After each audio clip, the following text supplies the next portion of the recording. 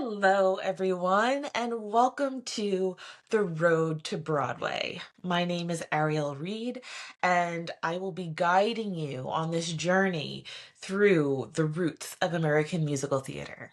So, for those of you who don't know, Broadway, what is Broadway? Broadway is the theater district in Midtown Manhattan in New York City. It consists of a little over 40 theaters that seat 500 people or more. And you can see musicals, you can see plays, you can see one-person shows. It's really thrilling, and it really is the heart and the home of musical theater here in America. Before there was Broadway as we know it, there was vaudeville. Vaudeville shows were most popular during the turn of the 20th century, from around the early 1880s to the late 1920s. Uh, it was a very transformative time period in the United States, and the popularity of vaudeville, burlesque, minstrel shows, and the rise of the Chitlin circuit is all connected. And in order to understand why these shows were so popular, we need to understand what was happening at the time. I would like to show you a clip of one of my favorite Tony Award performances of all time. It is of Ragtime. And I feel that this performance really captures the social climate of the time period that I'm talking about. So please enjoy this performance.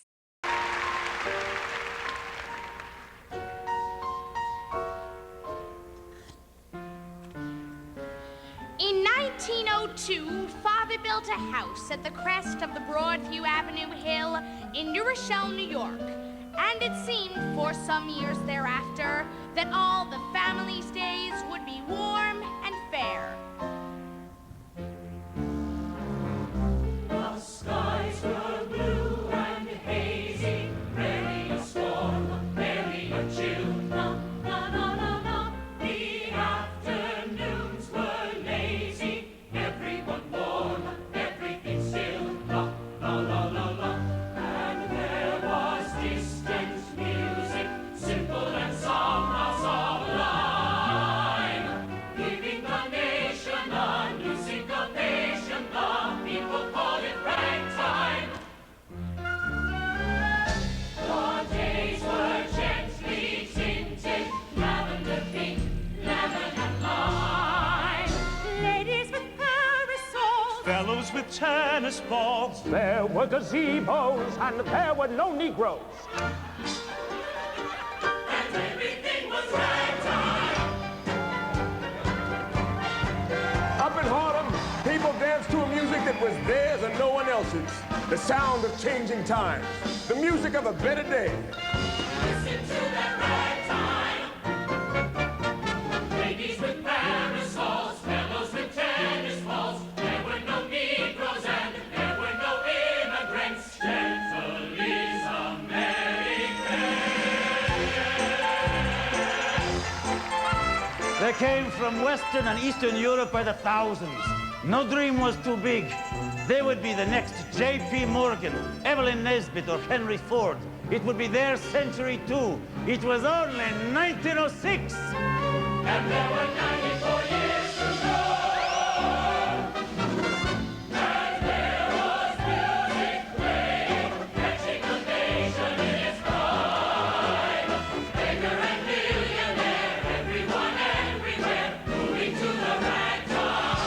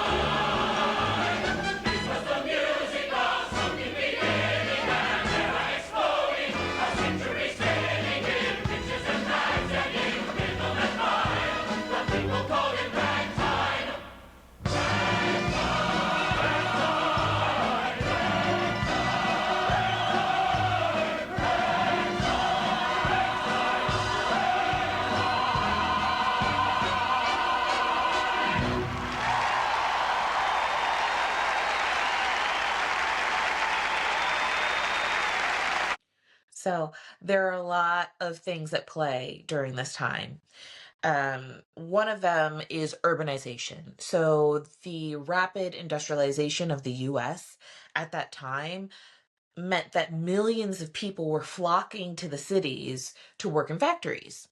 And now that they're working in factories and they have consistent work, they also have a little bit more money and a little bit of extra change to spend on entertainment. So now there's a new demand for affordable entertainment that is catered to the working class.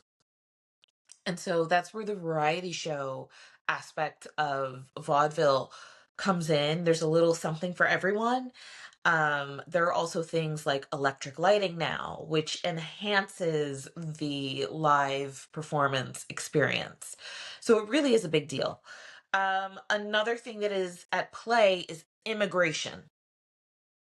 It is huge during this time. There's a big wave of immigrants from Southern and Eastern Europe in particular. And so that has a huge cultural impact and influence over entertainment. So you could find various ethnic groups. There were a lot of Irish comedians, Jewish songwriters, and Italian opera singers, and they're all just meshed together creating these shows. Um, and a lot of the shows reflected immigrant struggles and humor from stereotypes and cultural clashes. We also have, of course, racial segregation at this time.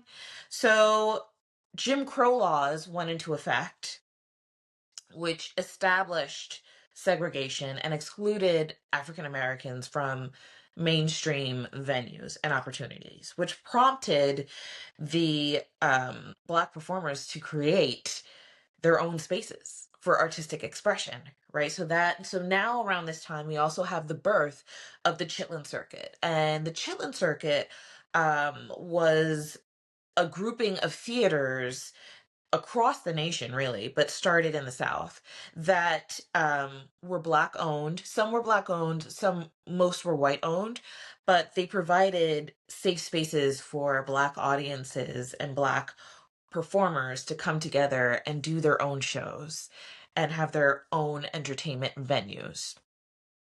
So then we also have the Great Migration, right? So we have a lot of African Americans flocking to the North from the South. And that helped spawn the Harlem Renaissance, which by far is the most influential era of music, art, dance, community, and wealth in musical theater for the African American community. During this time, we also have gender roles at play, right? So we have the suffrage movement is in full swing, and so there are increased opportunities for women in education and in the workforces. And so in a lot of these shows, you are going to get women pushing against traditional roles and seeking greater independence. So with burlesque, they were parodying societal norms and gender and sexuality, and they use humor and sensuality and wit to challenge male authority. There's also a class divide during this time. So you have the Gilded Age and the Progressive Era, and that marked extreme wealth inequality that I think we can understand at this time as well, right? So you had the wealthier people were going to opera houses and going to symphony halls, and the working class went to vaudeville and burlesque and minstrel shows. The tickets were cheaper, and so because of that audience, right, the acts often made fun of the wealthy and made fun of those art forms as well. There were a lot of parodies on operas. We also see a rise in patriotism in these shows. So World War One brought about a growing sense of American pride, but also identity for a lot of the immigrants who are coming in. Were very eager to take on America, American as their new identity. So in a lot of these shows, there were patriotic songs and skits and military themed acts. So all of these things set the stage for the success of vaudeville shows. Okay, so classic vaudeville acts or routines are often called bits. They are staples that rely on humor, physicality, and audience engagement. These bits are carefully crafted and many are still used today. Let's see if you recognize any of these. So there was slapstick and physical comedy. So things like the banana peel gag, the hat exchange, or ladder trouble. And I have a clip of Charlie Chaplin here giving us a banana peel gag.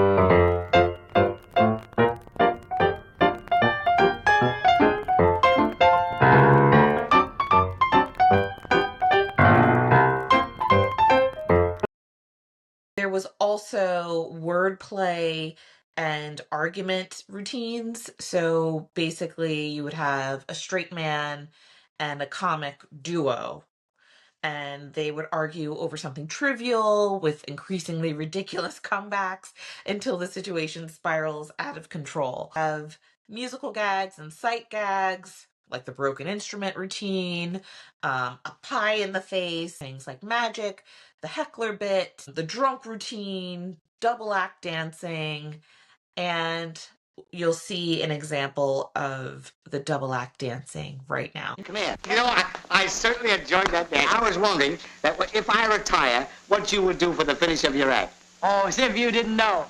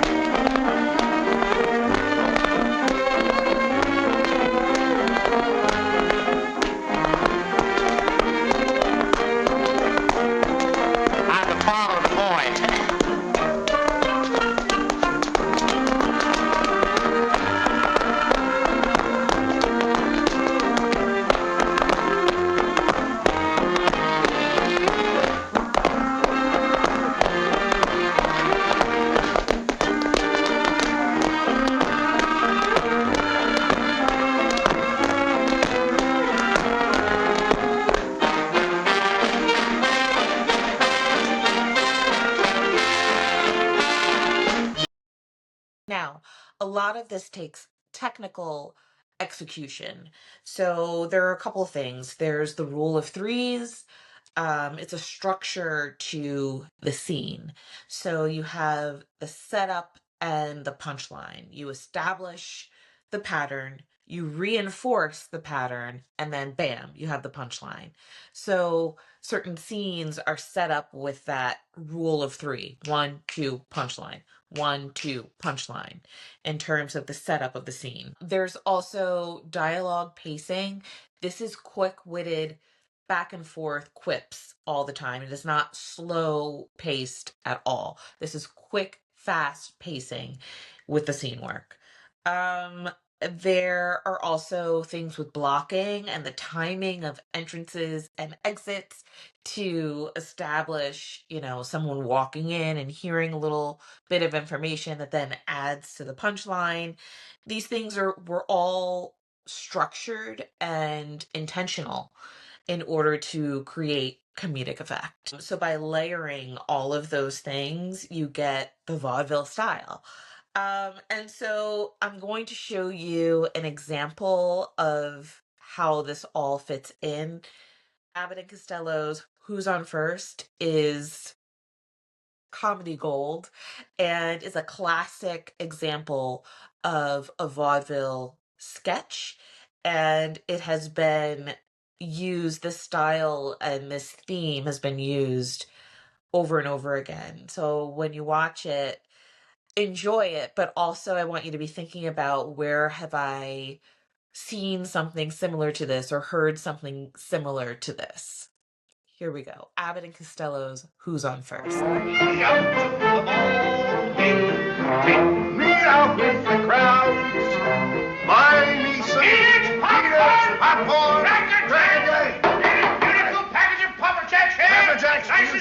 Will you keep quiet? Sebastian! Excuse me, please. Sebastian, please. Don't interrupt my act. Sebastian! Oh, Mr. Broadhurst, I didn't see the lights there. I forgot about them. What in the world are you doing? Why interrupt my act like this? Well, look, Mr. Broadhurst, I mean, after all, if you're in a ballpark, they always sell peanuts and popcorns and things like that. I know that, Sebastian, but not in front of him. I beg his pardon, friend. Ladies and gentlemen, and also the children, will you excuse me for a minute, please? Thank you. What do you want to do? Look, Mr. Broadhurst. What are you doing? I love baseball. Well, we all love baseball. When we get to St. Louis, will you tell me the guys' names on the team so when I go to see them in that St. Louis ballpark, I'll be able to know those fellas? Well, now, is it all right, folks? All right. Excuse me, I want to find out the fellas' names. As long as it's okay with the I'm audience. crazy about baseball. Will you stand still? Pick up your hat. Go pick up your hat. Okay. Now, look.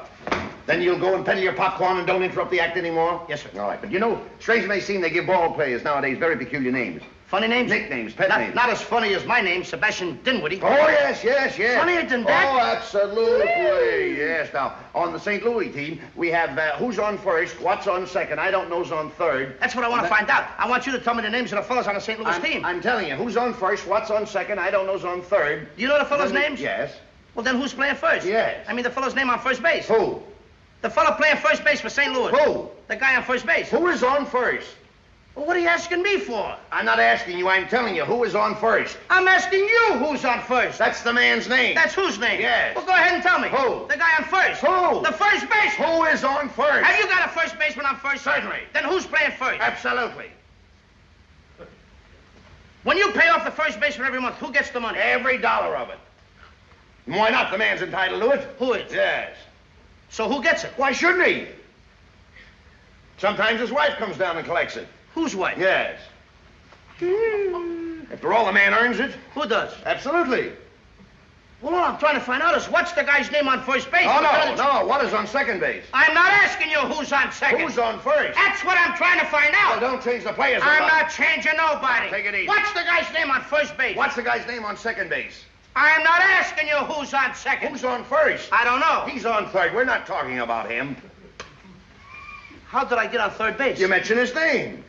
If I mention a third baseman's name, who did I say is playing third? No, who's playing first? Stay off of first, will you? Well, what do you want me to do? Now, what's the guy's name on third base? What's on second? I'm not asking you who's on second. Who's on first? I don't know. He's on third. There I go, back on third again. Well, I can't change their names. Will you please stay on third base, Mr.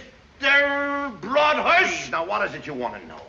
What is the fella's name on third base? What is the fella's name on second base? I'm not asking you who's on second. Who's on first? I don't know. Third base. You got an outfield? Oh, sure. St. Louis has got a good outfield? Absolutely. The left fielder's name? Why? I don't know. I just thought I'd ask you. Well, I just thought I'd tell you. Then tell me who's playing left field. Who is playing first? Stay out of the infield. Don't mention their names out here. I want to know what's the fella's name in left field. What is on second? I'm not asking you who's on second. Who is on first? I don't know. Third base.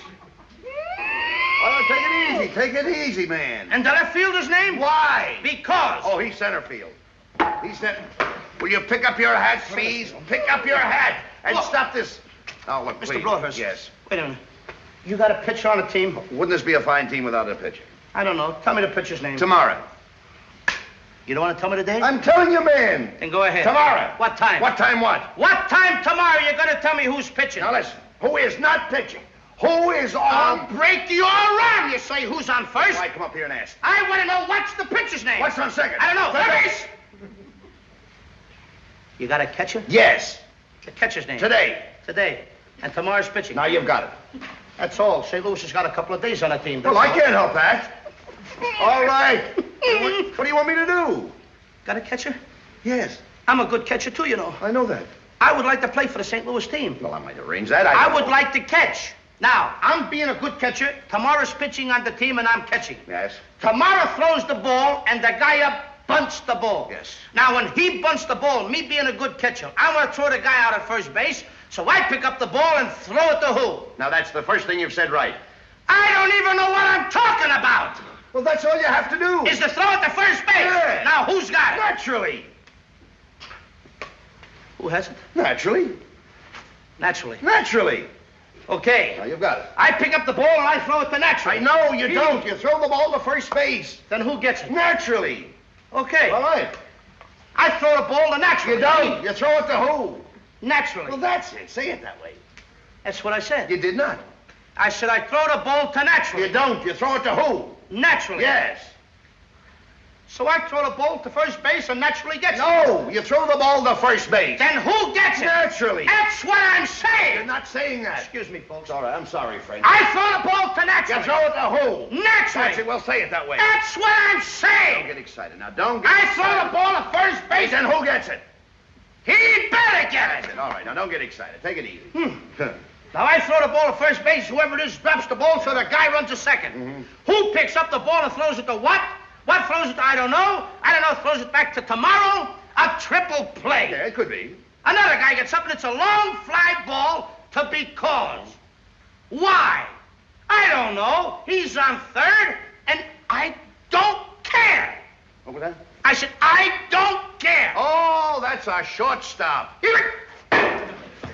First. All right. Other hallmarks of vaudeville style shows. First up is lighting.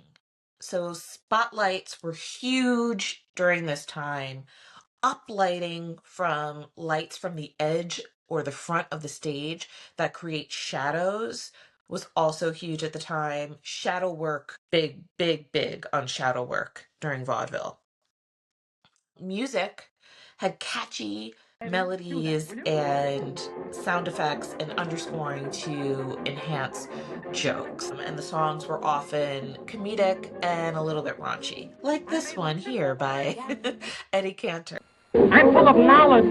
I'm right at home with brainy men, and then my wisdom I show. But when there's clever girls around, I get up and go. Those educated babies are a bore. I'm going to say what I've said many times before.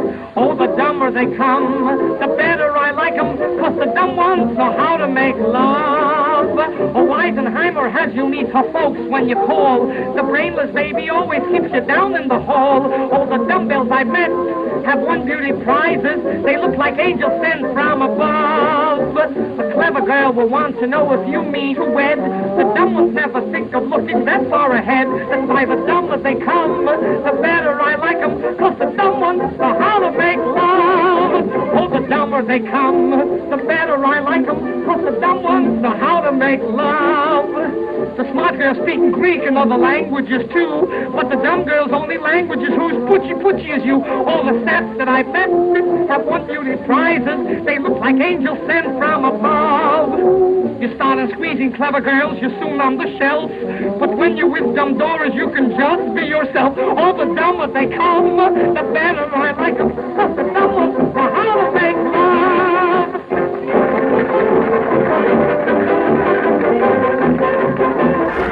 Then we have choreography. Choreography, varieties of dance styles, but tap dancing by far is a huge hallmark of vaudeville.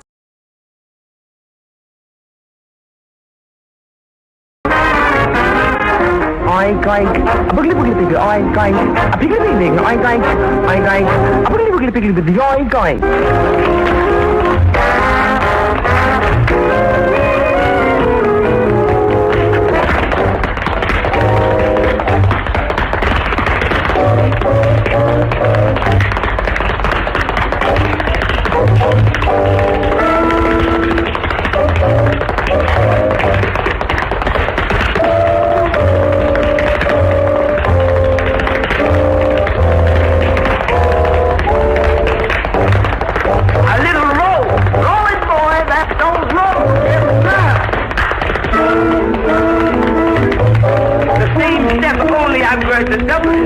Make sure you double it, boys. They watch you very closely.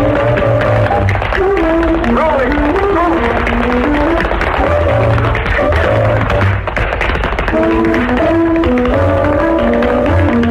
a little cow sleep. That's what you see, that's bad. What you call cow sleep.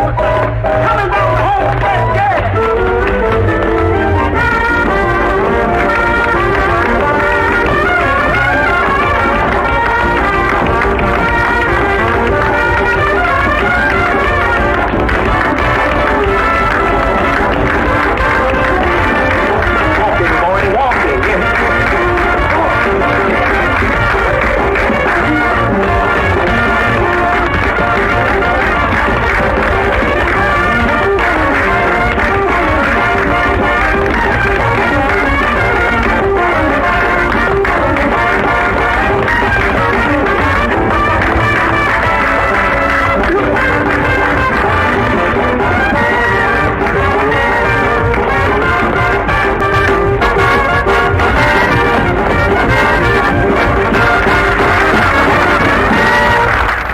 design and costumes were also a huge part of vaudeville. And because vaudeville shows traveled and sort of worked as a circuit type show, practical sets were huge. Props and things that were easy to just take from venue to venue. Nothing that needed to be nailed down in one particular spot because these shows traveled a lot. And that is vaudeville.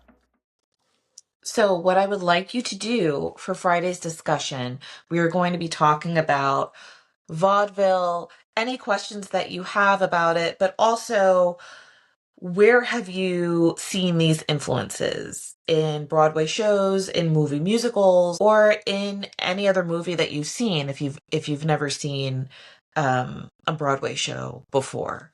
And think of your favorite Broadway musical and see if you can find these elements, what kind of bits were infused in your favorite show, or what aspects of vaudeville can you find in these shows. So I would love it if you could look at your favorite Broadway show, think about your favorite Broadway show, and think about if you can figure out if there are any hallmarks to vaudeville in any of the scenes or the songs or the numbers in your favorite Broadway shows or Broadway movie musical, or if you have never seen a Broadway show or a movie musical, any movies or TV shows. SNL does a lot of skits. I think they've done a Who's on First remake as well. So think about these things, and we're going to talk about that on Friday. Next week, we are going to be digging into the world of burlesque and how burlesque has influenced Broadway shows. All right, see you next week. Money makes the world go around, the world go around, the world go around. Money makes the world go around, it makes the world go round. A mark, a yen, a buck or a pound, a mark, a yen, a buck or a pound is all that makes the world go around. That clinking, clanking sound can make the world go round.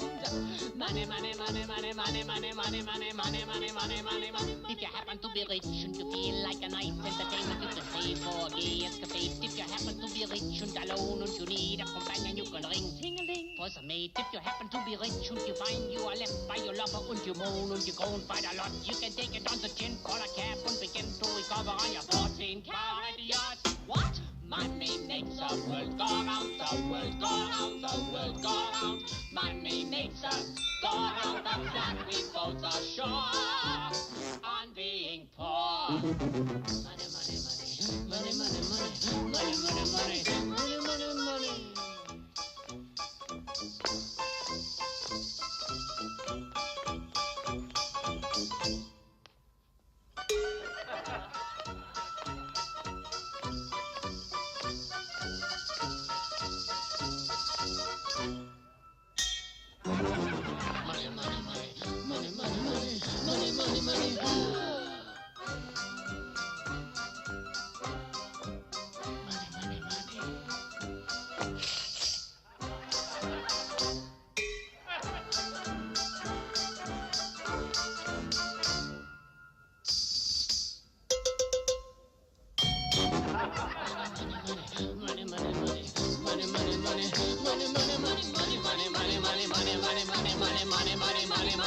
When you haven't any coal in your stove and you freeze in the winter and you curse to the wind at your fate. When you haven't any shoes on your feet, your coat's thin as paper and you look 30 pounds underweight. When you go to get a word of advice, again the